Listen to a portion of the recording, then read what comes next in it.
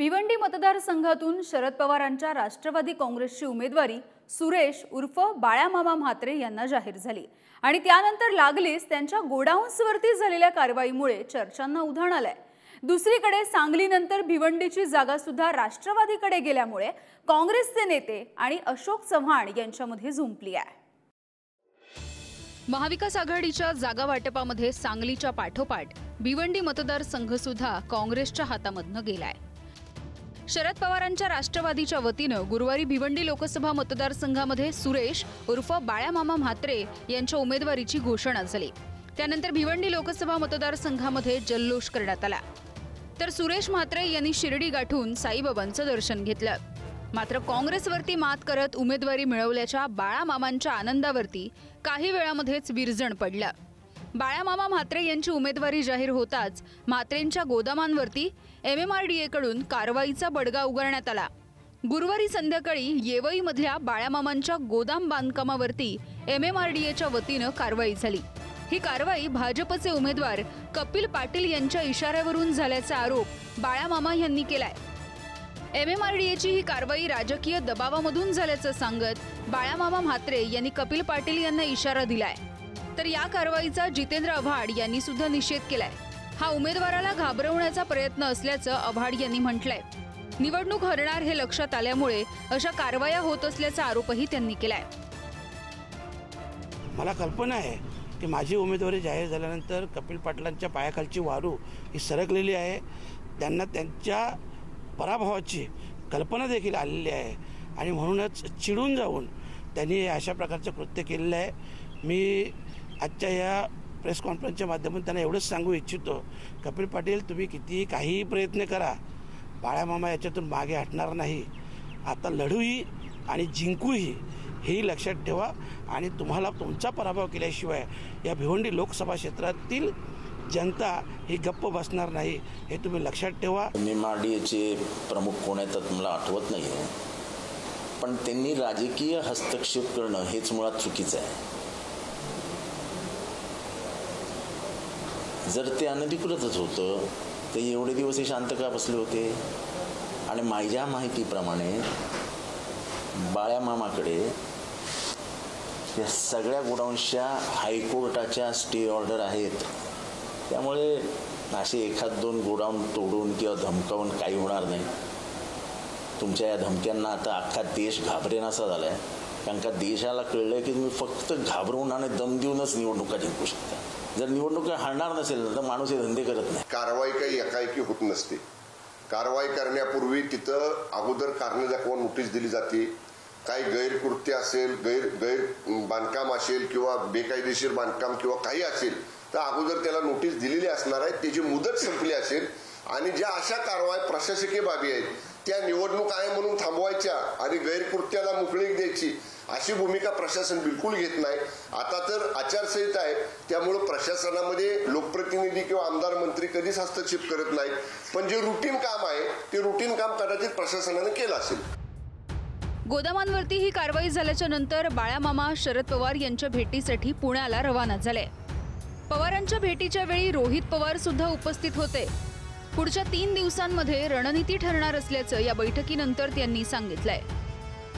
आमच्या पक्षाचे नेते अध्यक्ष सन्माननीय शरदचंद्रजी पवार साहेब यांचा आशीर्वाद घेण्यासाठी मी आज पुण्यात आलेलो आहे। आदरणीय शरदचंद्र पवार साहेबांची भेट झाली, त्यांचे आशीर्वाद घेतले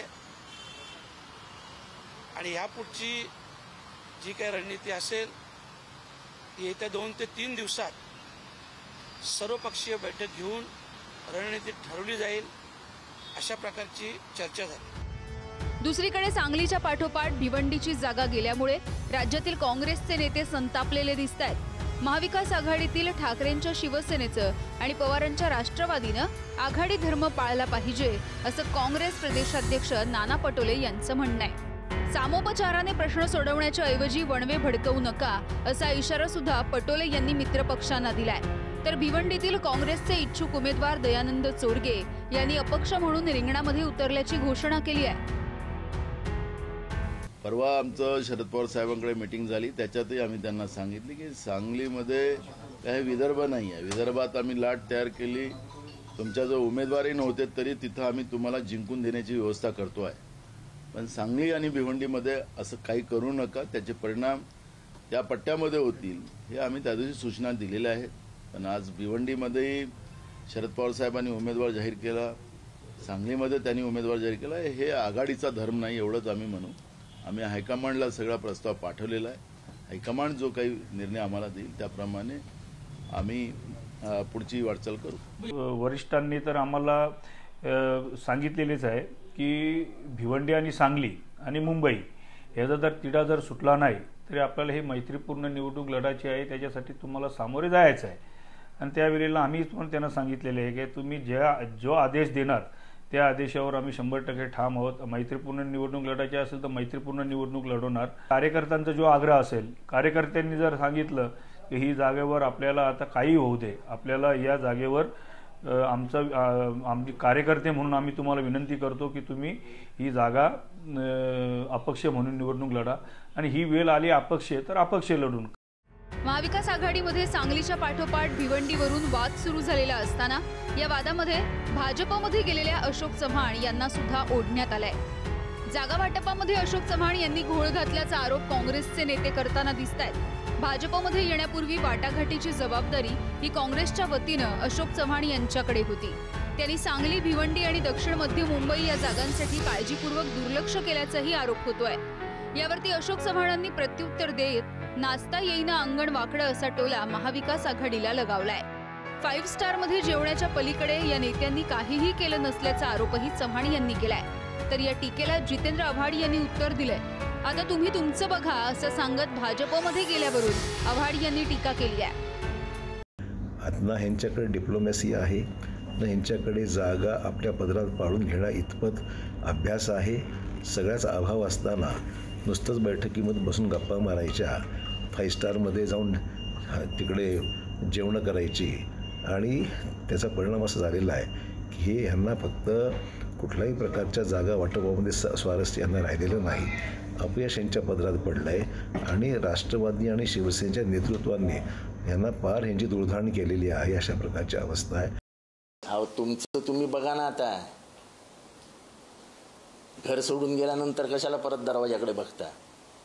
गेलात ना, आता आनंदात राहा तिथे. कोण बोलतंय का तुमच्यावर काही? म्हणजे शेवटच्या क्षणापर्यंत तुम्ही आमच्या बाजूला बसला होतात. चांगलं तुम्ही सँडविच, कुकीज, कॉफी सगळं पित होतात. आणि सकाळी बघतो टीव्हीवर तर तुम्ही तिथे होतात. तुमचं तुम्ही बघा. कशाला उगाच काँग्रेसने काय केलं आणि काँग्रेसने काय नाही केलं. बस करा आता. सांगलीच्या पाठोपाठ भिवंडीच्या जागेवरती उमेदवार घोषित झाल्यामुळे महाविकास आघाडीमधला तिढा आणखी वाढण्याची शक्यता दिसतेय. आता हा वाद दिल्लीमध्ये पक्षश्रेष्ठींपर्यंत पोहोचेल असंही दिसतंय. अशामधलेच या 2 जागांवरून झालेल्या बिघाडीमधून काय घडणार हे पाहावं लागणार आहे. अशोक चव्हाणांमुळे ही वेळ महाविकास आघाडीवरती आली का हेही पाहावं लागेल. ब्युरो रिपोर्ट, पुढारी न्यूज.